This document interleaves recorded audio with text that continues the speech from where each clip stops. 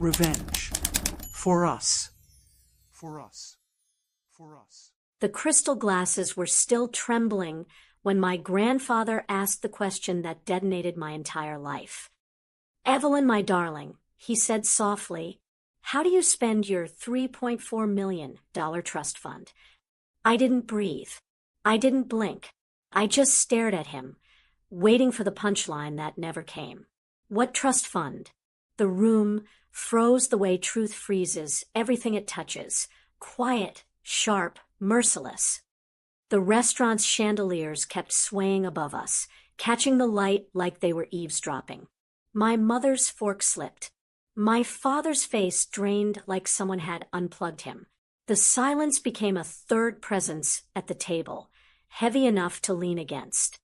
I felt my pulse in my fingertips. "My name is Evelyn Hart. I am 27 years old, a freelance designer who spends more nights sketching in my San Francisco apartment than sleeping. I came to this birthday dinner expecting polite conversation, fake compliments, and the usual emotional distance my parents mastered long ago. Instead, I was watching their world crack open. Grandpa didn't raise his voice. He never had to. He simply slid a folder toward me, thin, elegant, devastating. Inside it, numbers I'd never seen. Dates, transfers, withdrawals, all tied to an account I hadn't known existed. A trust fund created the day I was born. A trust fund my parents were meant to protect. A trust fund that wasn't there anymore. My mother tried to speak, something about responsibility and market fluctuations, but her voice kept breaking like glass under a slow heel. My father stared at the tablecloth, jaw tight, hands shaking just enough for me to notice. The air in the room changed. Sharp, colder, like betrayal had a temperature, and we'd all just stepped into it. I didn't ask why. I didn't demand explanations. I sat still, the way you do when you realize the fire you smelled wasn't the candle.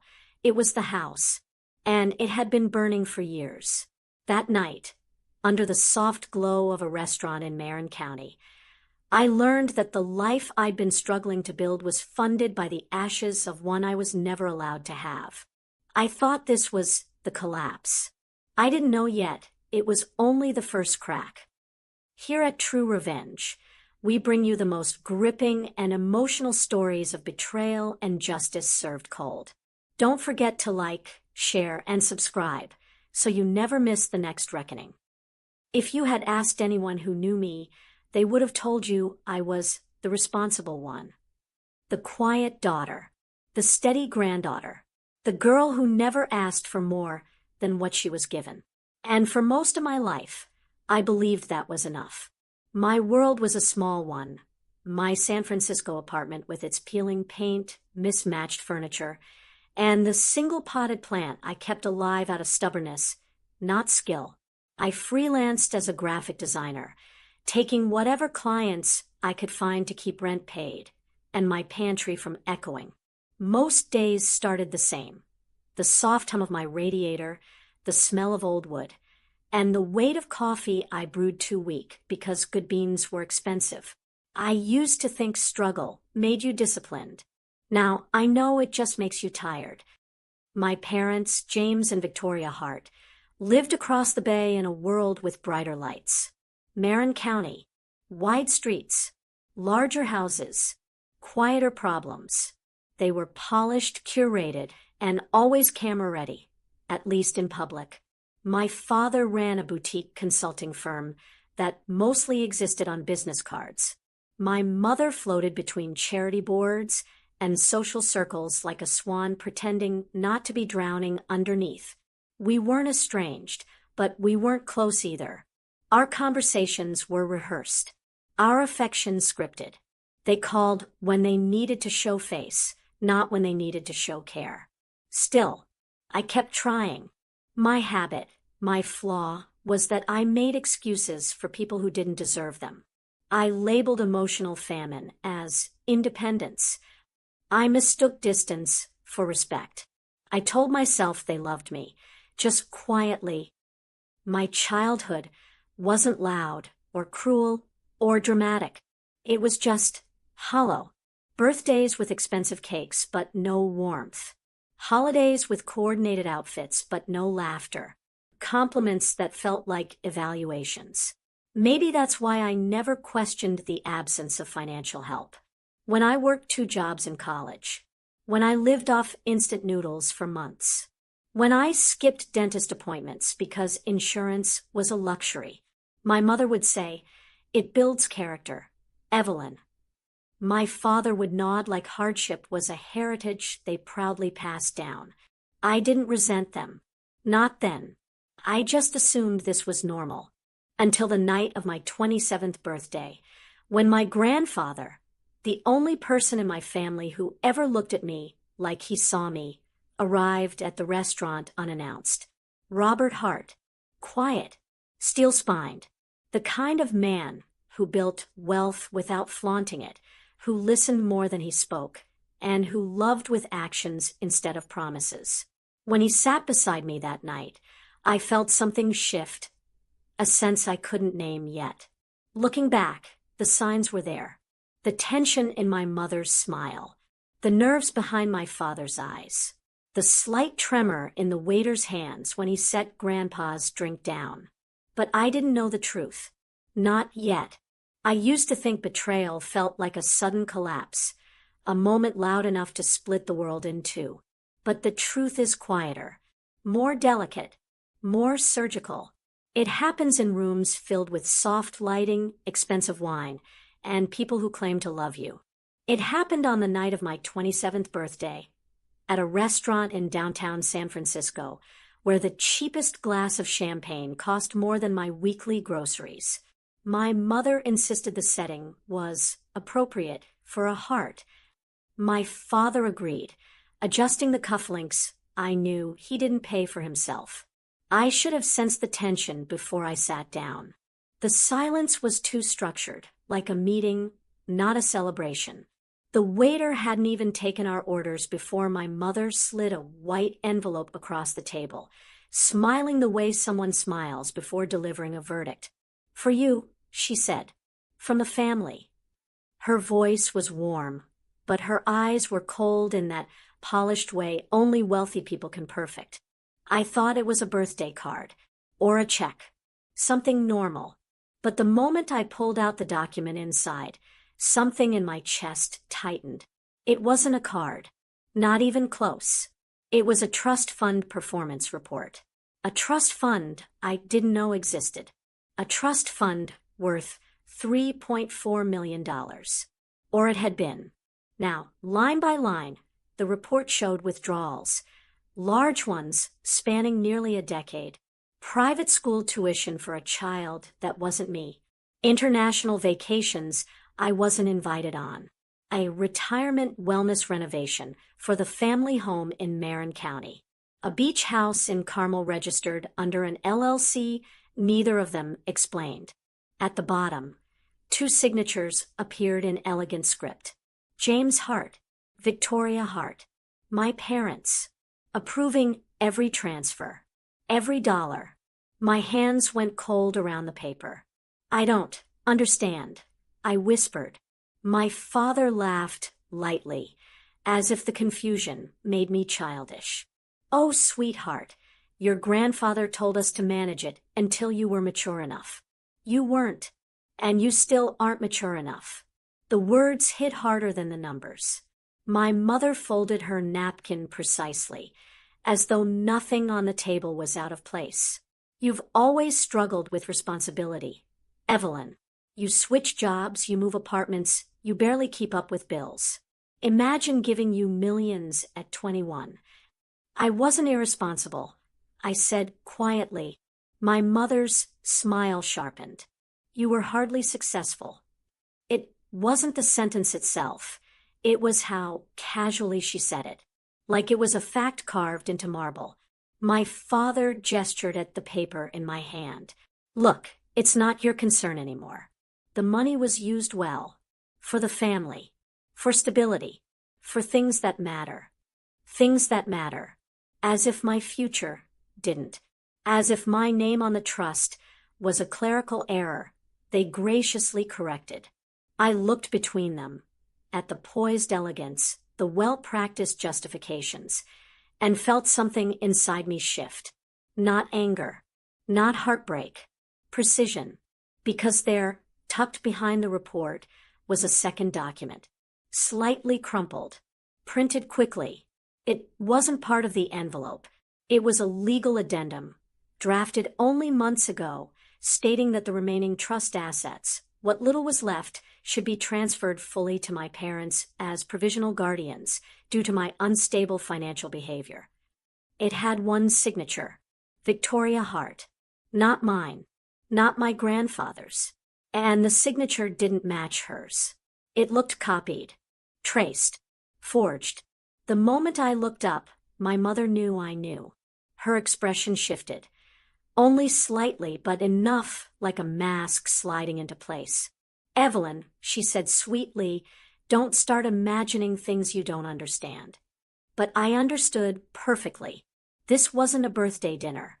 It was a cover-up, a performance. And I wasn't the audience. I was the threat. Behind me, I felt a presence approach the table. Slow, deliberate, familiar. My grandfather, Robert Hart. He rested a hand on the back of my chair and said, with a calm that cut deeper than rage, "Funny thing about signatures." He tapped the forged addendum gently. "They speak louder than people think." My father's face went pale. My mother's hand froze around her wine glass. And in that moment, in the quiet collapse of their composure, I realized this wasn't the night my family fell apart. This was the night they finally got caught. Most people think discovery feels like enlightenment, a sudden light, a clean truth. It didn't feel like that for me.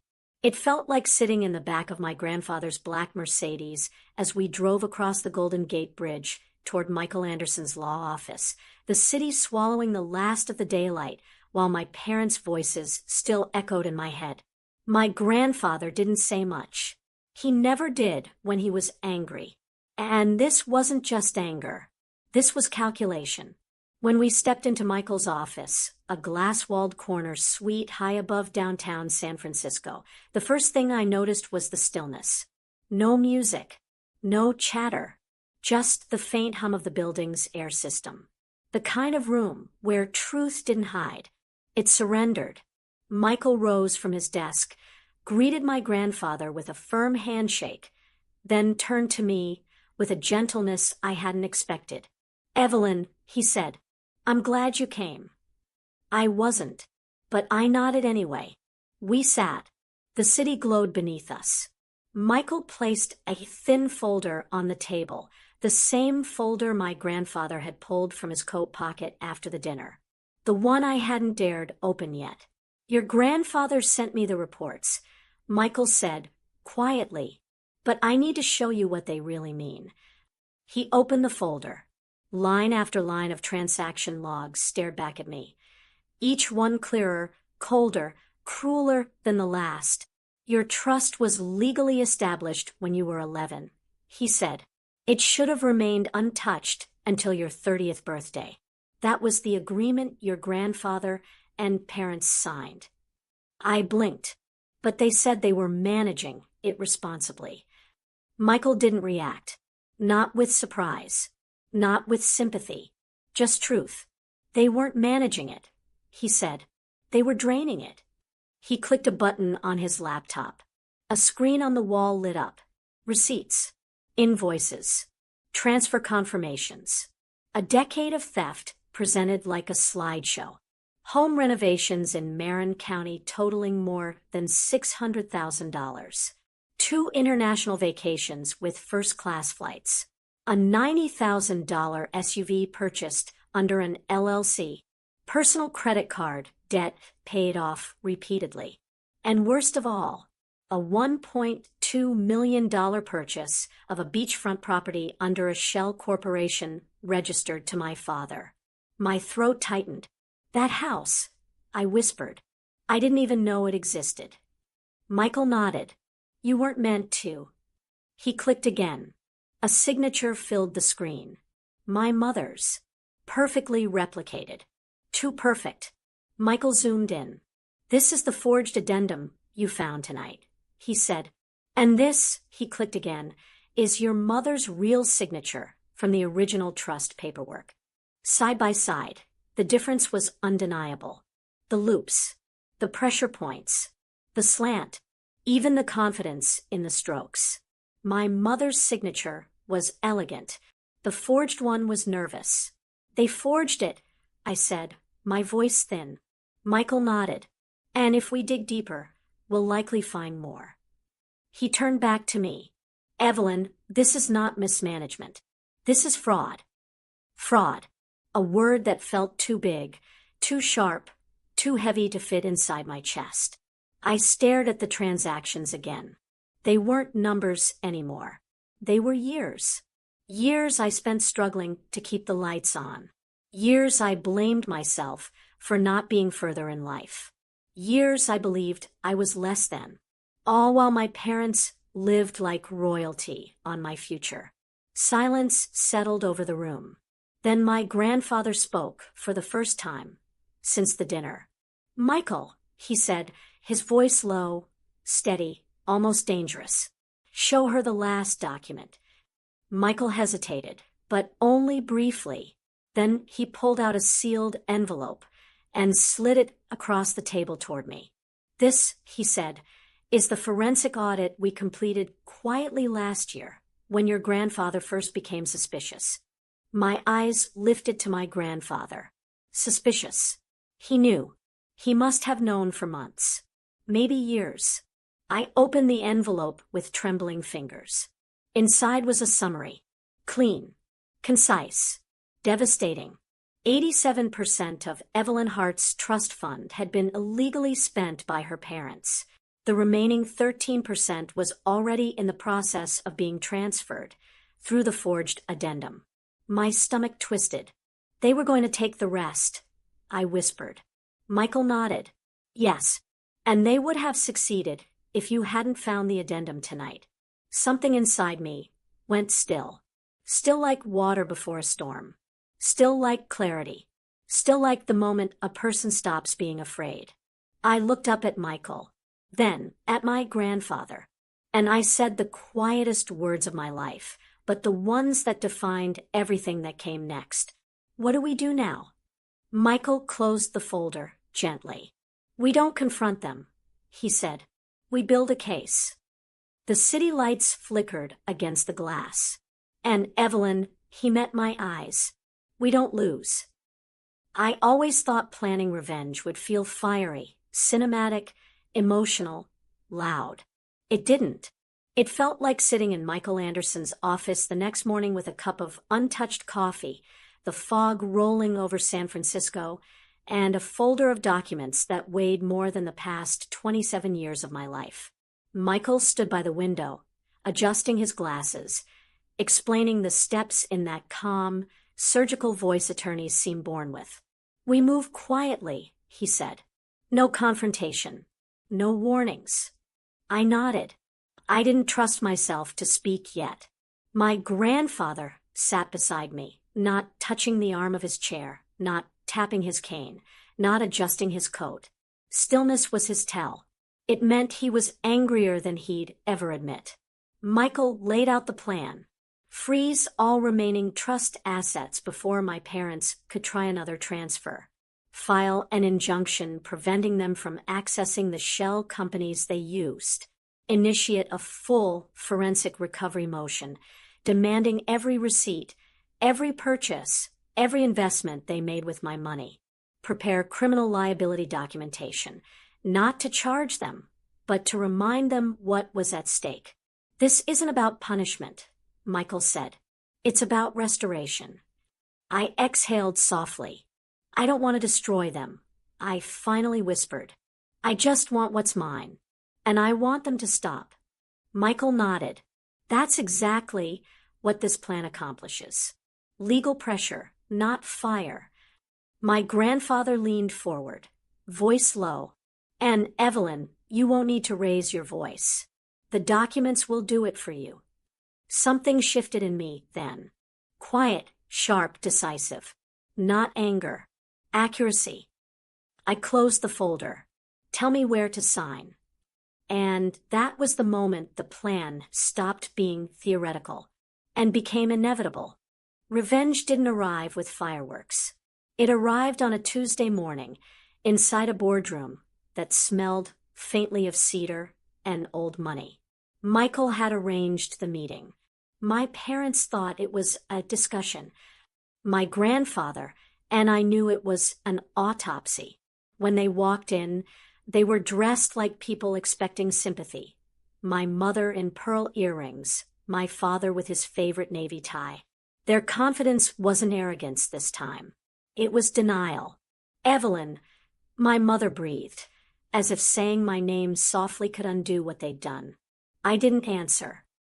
Michael slid the first document across the table, an injunction freezing every remaining account tied to my trust. The second document landed right beside it, an order requiring full restitution of funds improperly withdrawn. My father's jaw went tight. My mother's eyes fluttered like someone searching for the right lie. Michael continued, voice smooth as glass. Mr. and Mrs. Hart, you have 60 days to comply. Assets purchased with Evelyn's trust, including vehicles, stocks, and the Malibu property, will be seized and liquidated. My mother shook her head. You can't do this. She's our daughter. My grandfather finally spoke, his voice sharper than I'd ever heard it. No, he said quietly. She was your bank, and the loan has come due. Silence. Heavy, suffocating. Michael placed one final folder on the table. Not criminal charges, just evidence. Every receipt, every forged signature, every investment that evaporated into their lifestyle. My mother's face drained. My father leaned back as if gravity had doubled. This could ruin us, he whispered. I finally met his eyes. You ruined yourselves. No anger, no tremor, just truth. The quiet kind, the kind that leaves marks. My mother reached for me once, her hand barely lifting off the table, but she froze the moment she saw my expression. Not hatred, not vengeance, just clarity. Michael closed his briefcase. The Malibu buyer will contact you by Thursday. The vehicles must be surrendered by end of week. Any failure to comply, and we proceed to criminal court. My father looked at me as if I had flipped his world upside down. But I hadn't.